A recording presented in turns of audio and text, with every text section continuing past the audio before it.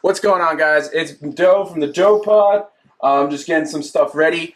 I'm here with Clauddy, the teaser geezer on other shows. This is the 2 and 30.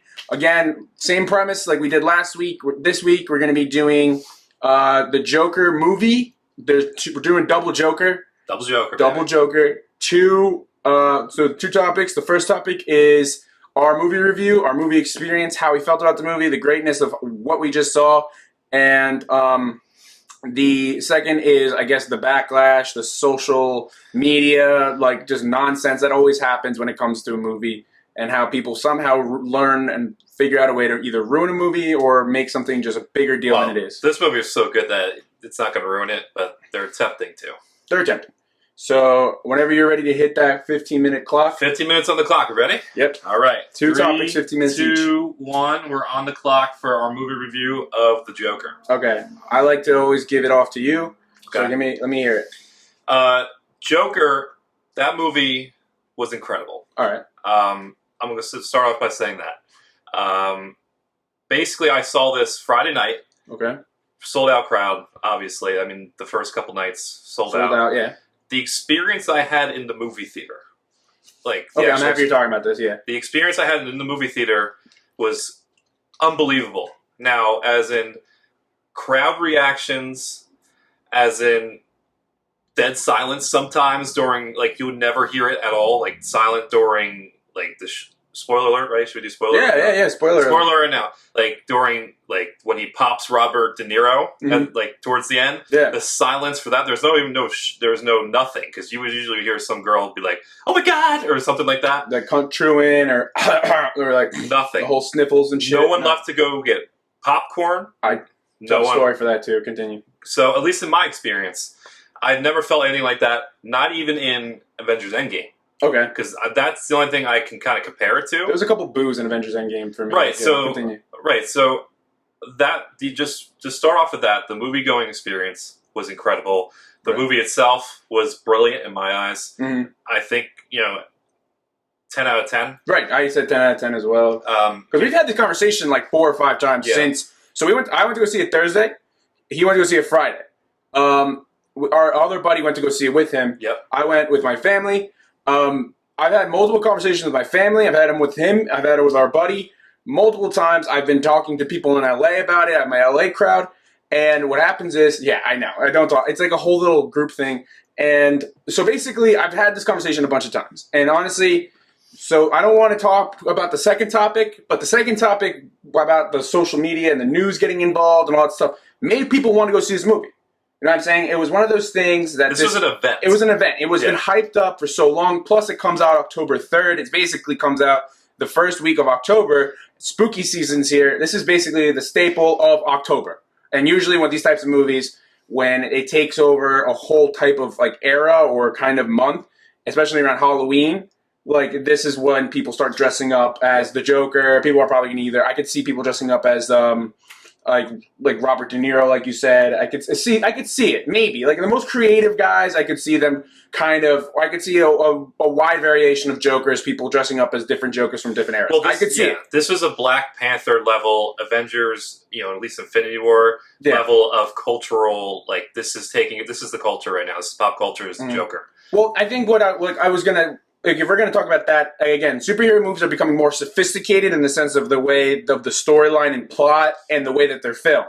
Yeah. So now that that's happening, the Joker, like the Marvel and the DC, like their equation basically are almost the same now. They got a good director.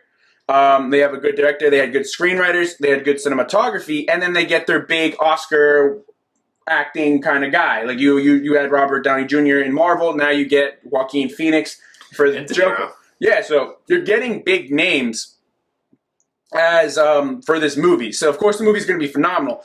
Now Joaquin did method acting. That was the word that was on the tip of my tongue. I kept saying it. Like many Jokers in the past have done, like Jared Leto, Heath Ledger, Jack Nicholson. They've done method acting for the Joker role. So did Joaquin Phoenix. Joaquin Phoenix is a weird dude. He's a very fucking weird guy. A lot of traumatic things have happened in his life that's made him such a weird guy. But his weirdness really did come to life in the Joker movie. He was the that weirdness and all that stuff's gone, it made him the perfect Joker. It made him perfect Joker. You cannot be mad about that. I really liked it. My favorite scenes were the unraveling scenes that he was always basically like alone in his thoughts in his journal. Like the journal to me was really great because again, like the Joker himself always felt like he feels like his name's Arthur Fleck. That's never been a confirmed name in the Joker comics. So I guess, and again, like I guess it's supposed to rhyme with Arthur Speck, as in he's basically like a minimal little character in the big world of Gotham. The director has made it. Apparently, it was filmed in Newark. I did not know that. Really? Yeah, it was filmed in Newark, New Jersey. And I could see that though. Then I was kind of wrong on the sense of it's basically a bait. And then you were right. I mean, you and our friend Kwee were right when they were talking about how it was based in New York. It is based in New York. I was reading about that. Oh, yeah, it's based in Gotham, yeah. And then it's like that's supposed to reflect the New York City life in the 70s, the big wealth gap, the big criminal era, like all that craziness. A lot of different like moving themes. Themes. Everything was happening. Right. And again, like it's now the big question is, and this is why this movie's so cool, and this is why the attention came on to this movie, and you have to agree would be the like the comparison to Heath Ledger. Like the big Dark Knight Heath Ledger Joker, because I think Heath ends up, I think this is why I forget, I don't want to misspeak, but I think it's why Heath Ledger's biggest role is because then after shortly he ends up, losing his life. Yep. And so now this is one of the things that has immortalized Heath Ledger, and so now to see Joaquin Phoenix, another big name who's done big roles as well, to come in and take on this whale and do what he did, now people are comparing them. And I don't think they're comparable. I think they're two different Jokers. You have one Heath who is a Joker who is full-blown, like, believes in his ideology completely, has worked out all the corners, nuts, and crannies, and blah, blah, blah, blah, blah about the Joker. He just knows the Joker. He knows how to be the Joker. Where Joaquin is playing a person who is dealing with all his mental illnesses. Yeah. And then he unravels, and then he turns up the dial from 1 to 10 from the beginning to end of the movie of becoming the Joker. Unbelievable performance. That's why this movie is completely different from The Dark Knight. And we'll talk about why that is not a good thing. And that's why that's not a good thing in the sense why that has become the central point of why there's news and social backlash to that. Because of the differences and the alike. So that's why I was going. But my movie experience was something out of a fucking movie itself. Like I felt like I texted you about it. Yeah. I texted a lot of people about it the only people I did not tell were the people that were actually with me in the theater because I didn't want to freak them out. And I'll tell you why. So we go to this movie theater. We live in like a very small town in the Jersey Shore. So it's not necessarily like a big gap. It's not like a huge awakening, but it was still full. It's not like a big area. But again, there was police officers at our theater. Yep. Especially I went Thursday, he went Friday. There was police officers at our theater. I don't know if they were in the theater. There has been news reports saying that there were officers dressing up as undercover policemen in theaters to make sure that they could, assess the situation if they could. Yeah. So I was scared. People are already pins and needles. People are like, there's police officers at every entranceway, every exit in the movie theaters. Then I go into the auditorium. I sit down. There's a spot next to me. So I have my I'm myself, and then down the row is my family. There's a spot next to me that's completely open. I was like, okay, that's kind of nice. Usually when that happens, I'm pretty happy about that because now I have some more arm room than I would want. So the movie goes on, previews, blah, blah, blah, blah, blah. We get to our seats. Then 2 minutes before the movie starts, when it starts to roll welcome, thank you for coming, now enjoy your film, a random dude comes in and sits down. He looks like a very cracked out John Wick kind of guy, very skeptical person. I'm not having a good time at this point because now I start to do the eye check, down. It's got like jewelry all over. This is probably going to be part of cancel culture. It was a very suspicious person. So I was like, oh my goodness. So you could smell alcohol. Yeah, well, also he had been drinking. So that was the biggest indicator. Yeah. So I'm freaking out. He's freaking out. No, I'm not freaking. I mean, I'm telling my friends, like, hey, man, listen, if this was ever the time for this man to snap, it would be now. And he didn't. I'm fine. I'm alive. I think I just misjudged. I think I was being judgmental. So I ended up living, and I survived. Yeah. But I did try to recall all the superhero movies of how when they went to do hand-to-hand combat and disarm the shooters. I try to figure that out. I think I would have. On the spot. Yeah, on the spot. I think I would have figured it out. But And then also, speaking about bathrooms and the quiet tenseness where you can hear pins and needles, that happened in my theater too. Really, there's a lot of quiet moments in the movie, like you probably have seen. And again, no one is awkward moments too. Awkward moments, quiet moments. Sometimes the score, like I think you mentioned it before, the score, the music in the background is amazing. It just sets the tone. It's not even. It doesn't even like. It's the same tone. It's the same type of like background music. It doesn't really change that much. It's not like it's a soundtrack. There were a couple songs, but like the actual like sound of the movie is it's hard to describe, but it really contributes well to how tense the movie is. It plays with your heart. It plays with your mind. You're freaking out, and your heart is beating. It does matter. Yeah. You can't have a bad score sometimes, and a lot of movies have been made off their scores. The Dark Knight, for example, has been made off their score. Oh, so so then basically, you're watching this, and then again, I've had I think at least like 2 liters of soda in me at this point, and I think I'm at the point where he is at like the big Robert De Niro scene where he gets on the Murray show. Yeah. And I have to go to the bathroom, and I accidentally piss my pants a little bit. I don't know. Have you ever had that happen to you before? Yeah. Where you accidentally piss your pants when you're in 3rd grade because you couldn't hold it, and a little bit comes out? Yeah, a little bit. Yeah, that happened to me at 24 years old. So I literally... Oh, but that scene, though, I couldn't leave. I could not leave. And it was one of those things that I looked down, and I was like, oh, man... I got tinkled. And I was like, you know what, Joker, this movie, I'm okay with taking the L this time and telling my fans and telling the people at home that I piss my pants sometimes. Hey man, he's all about the fucking content. I'm all about the content. I'm not going to ruin the show. I can't be that guy. If you missed that scene too, that's the you're the big movie. Like, right, I come back and Robert De Niro's dead. I was like, what the? Yeah, right. What the hell just happened? Oh, you didn't know? He completely. The Joker's a Joker now. Oh, what? Yeah. So, oh my gosh. Boss, all right. So I have a question for you. Yeah. So first off, extremely unbelievable quotable movie. Right. Just what is your favorite quote? I think it was probably the most famous one. I hope my death makes more sense, and in this instead of saying sense SENSE, it's CENTS. But he wrote a notebook. They wrote his notebook. Like I said, the diary scenes are my favorite scenes and the quotable parts. So that was my favorite.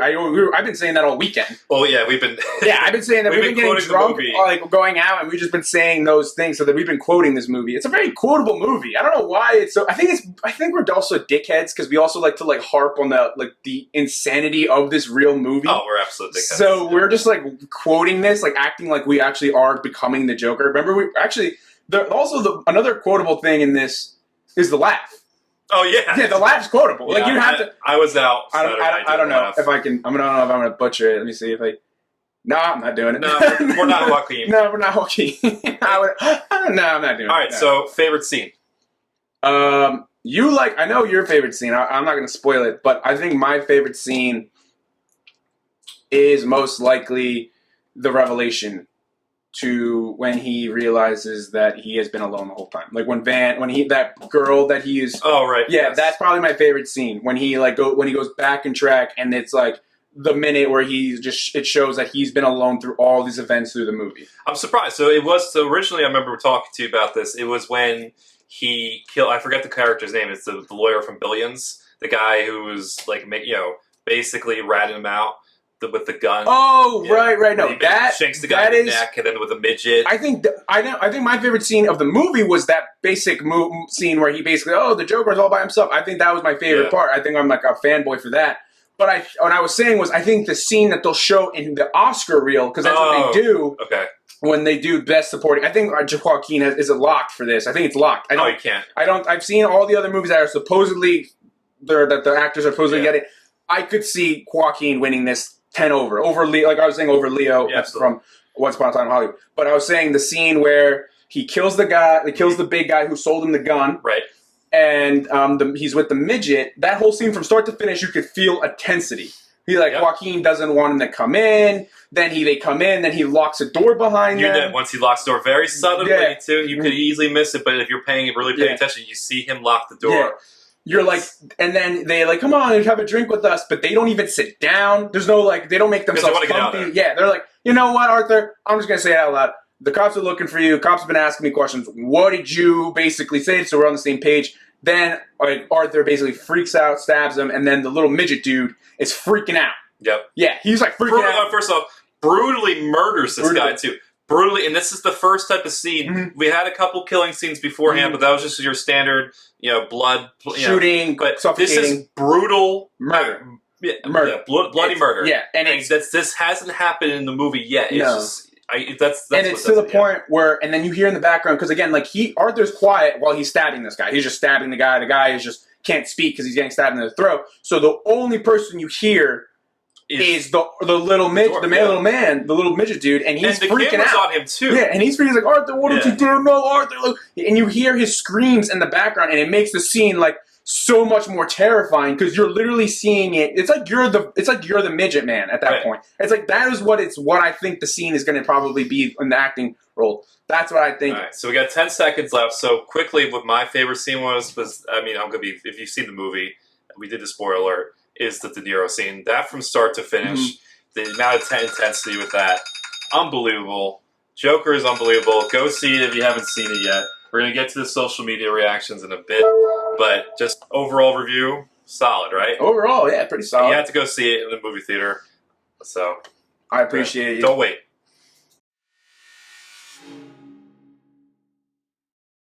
All right, guys, round 2, the second topic of the 2 and 30 pod, so the 2-part, and I'm going to let you introduce this topic because I'm having a really hard time figuring out what we call this really subject.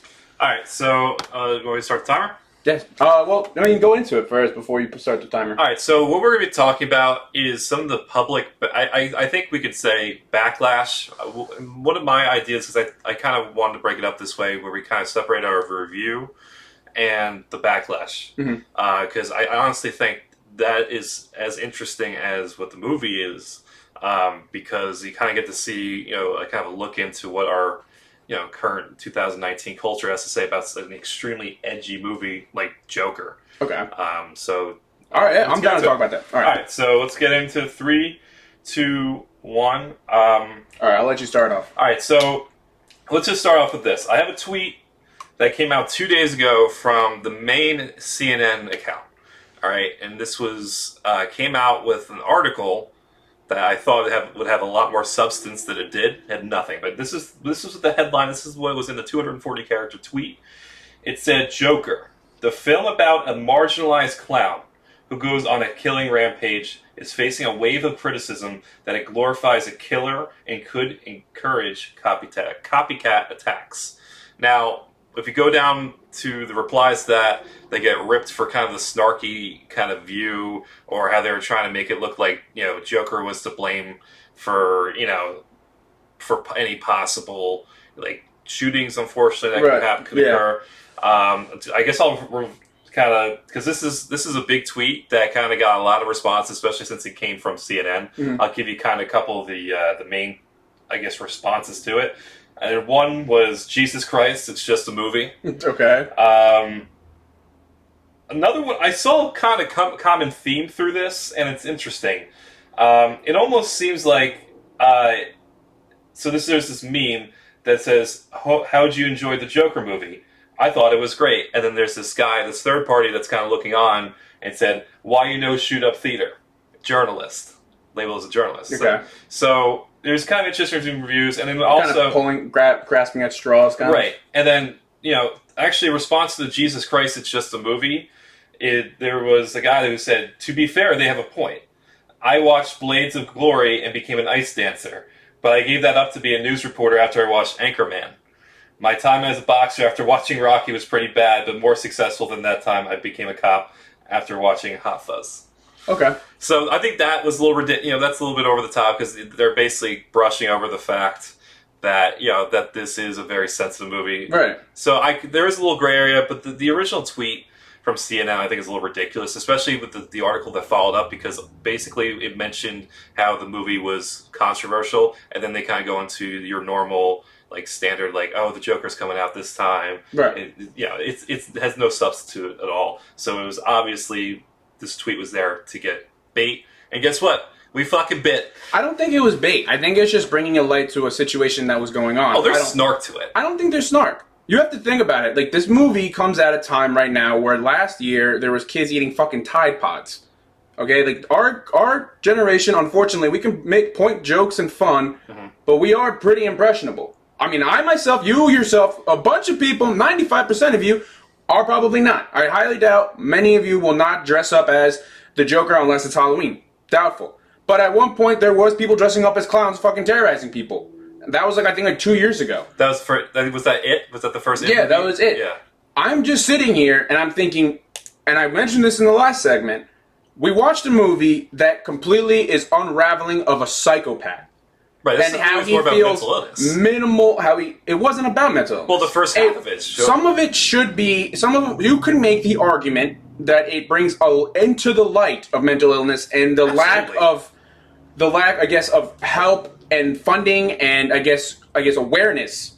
But also, you also have to consider that after that, he completely is being off the rails, completely unhinged. And he has no counterpart, like a Batman, so that's why this movie is different in a bad way in the sense, not a bad way for me, I'm saying I can see why someone would argue, because he doesn't have a Batman to fight him and tell him at the end of the day, your thoughts and your nonsensical rationale of the world is wrong. Alright, so I'm going to stop you there, right there. But, I like that. But, part of the reason why I like this movie is that, because of all the different reactions that come out of it, and the Joker, right, he's completely unhinged. You get to see the view, like every Joker in any other Batman, even comic or anything. I did not read the comics, but any mainstream Joker movie from the Christian Bale, whatever, from all those movies, you don't see how he becomes the Joker. Now, that sounds... No, it's fine. It sounds basic. What I'm trying to say is that they always gloss over the part where it's like, oh, this guy was just a crazy guy. He was just crazy. Right. This shows the slow unraveling, how he basically becomes... You see Joker become more human. Okay. One of pop culture's most, I would say, distinctive and famous evil, villain. Famous villain. Villain. How they humanize him in the first half. I guess, and some people are kind of a little triggered by that, saying they're kind of humanizing the Joker. They're trying to get you to feel sympathy. I disagree. I really think it's an interesting view on... I think that's what makes it cool for me, is that you get to see the side, and guess what? I mean,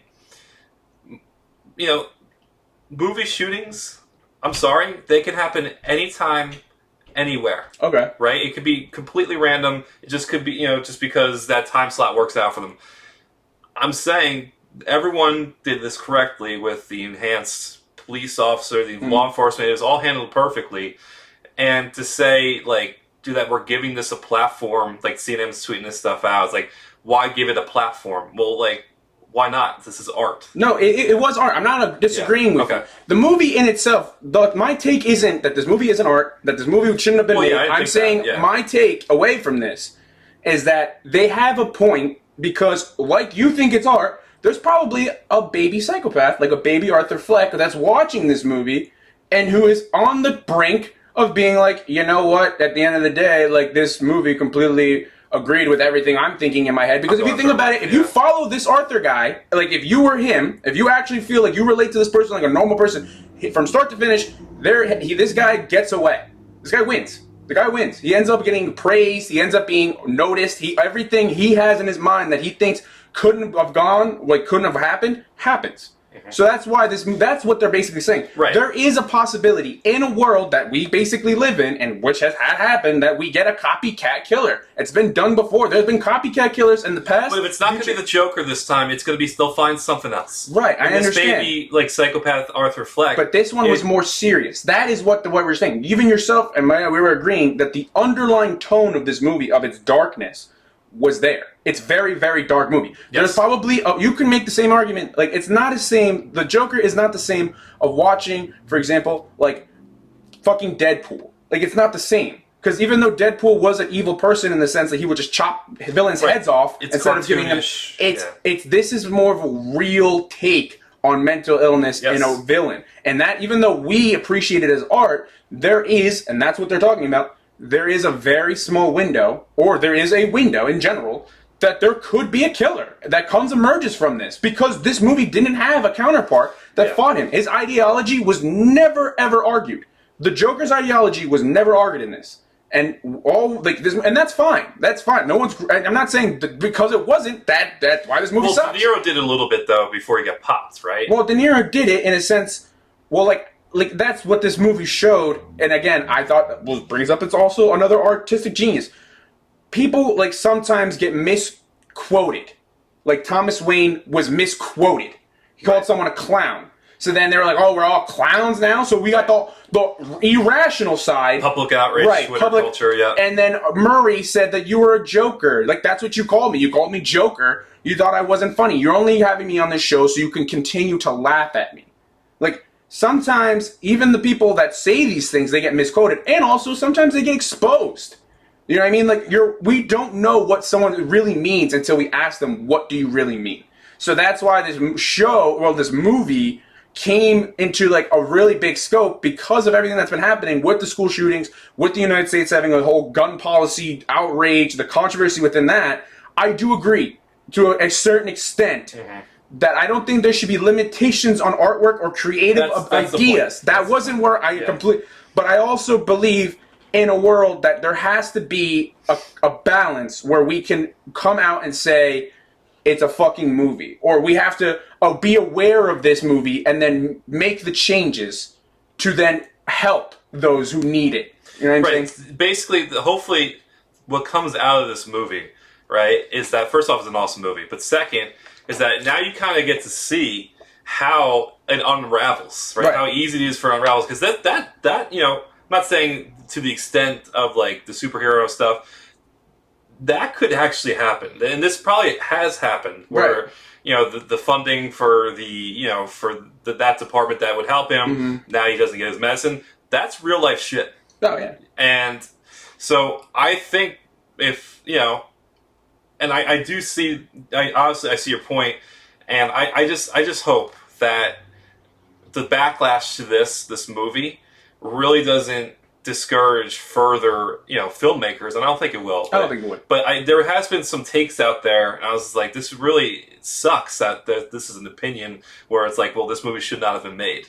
I don't agree with that. That's ridiculous. I agree Absolutely ridiculous. But I do agree with the sense that this movie is a very dangerous movie, and that's why I do agree with that sense, that the movie's dangerous. We should acknowledge that the movie's dangerous. Right, there's law enforcement there. Yeah, exactly. Absolutely. We should acknowledge that. Right. But I don't acknowledge that now this movie should have never have been even contemplated, or the idea shouldn't even left the workshop. I've seen that take out. That's ridiculous, because then you just withheld the best acting a man has ever done, Joaquin Phoenix, and then you also the cinematography, the things that they've done in that movie by filming and the score, and then the composure of the movie. That's just a waste of raw, beautiful, gorgeous cinematic beauty and brilliance. What do you think? This is the movie of the year?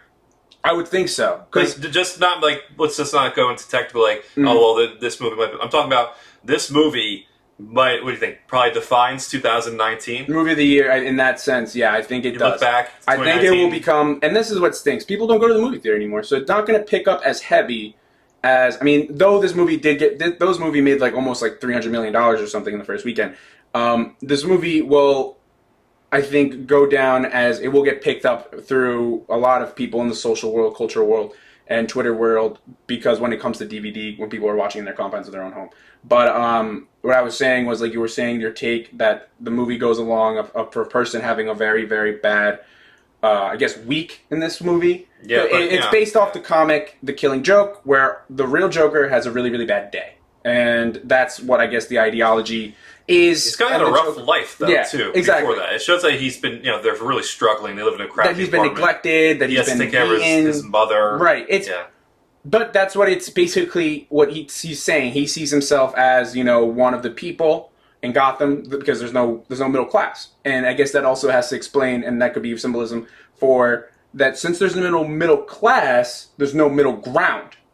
So that's where, me and you are middle class. Absolutely. But that's where me and you see the both sides. You know what I mean? Because the uppers, the Thomas Wayne saw, these guys don't do anything to better themselves. Treat them like garbage. Yeah, treat them like garbage. Throw them off to the side. The lower class, the rich guys don't give a shit about anyone but themselves. Right, So and then, there are some that do. yeah, exactly. Yeah. So then you have the middle class who kind of argues the both sides. And that's what this basically movie was trying to harp, that there is no right or wrong. Right. There's just one person's view, and that's it. And that's what the movie is. Right. There's you're either this or you're that. Yeah, exactly. Yeah. And that's what this movie just goes on forever about. And it was great. And that's what the Joker's ideology and his method is, and his complete his whole mantra Well, is that's the Batman bottle, though. It's like good versus evil. good versus it's like pure good versus pure evil. Right. Whether like, and that's what Joker is. He's like, at the end of the day, at just everyone's core, everybody, the rich, the poor, the middle, they're evil. They will snap, and then rules are a construct or a metaphor, and they're not actually there,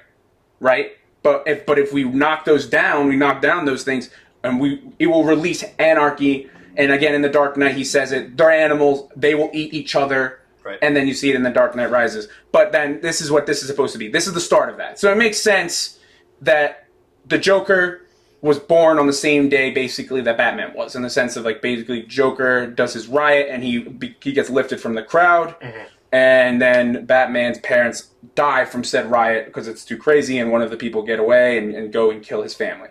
And then they're both technically combined and connected through that string that they both basically were on the same timeline. With 1 minute left, I'm going to say this, is that social media outbursts, this is not new, where like you got both sides, where you got the extreme, you got social media extremists out there that are just looking to get offended by anything. And I just hope, like I said, I want to, maybe I'm trying not to get on a soapbox here, but every time something like this comes out, it's a little bit controversial, people take it to a point where there's like, let's just not have it at all. Like, let's have the risk of this being out. Let's take the good with the bad. Right. Let's take the bad with the good. So take much good. And then guess what? I'm so happy too that we have the common sense to have, we acknowledge, right? I guess as a society, that this is a dangerous movie, and instead of saying, all right, so we're not going to play this anymore, we're going to have law enforcement there to help, so we can have movies like this. Right. Yeah. And I'm not trying to get too political here, but I think it's a little bit interesting that there's more. Not I would say more outcry, but there is some outcry saying, let's ban movies like The Joker instead of banning the guns that kill them. Yeah, no. Yeah. I don't want to get too political. I'm just saying that's the thing. That's a hot take. And we're going to go off on that one. You heard me, so I'm good on that side. Yeah, there's, I guess, final take is that we both go see the movie. I think we both see the movie. I just think that some people are right, some people are wrong. That's all I was saying. Joker is on one of the movies of, I would say, maybe the decade. I would even say that. All right. So go see it. Go see it.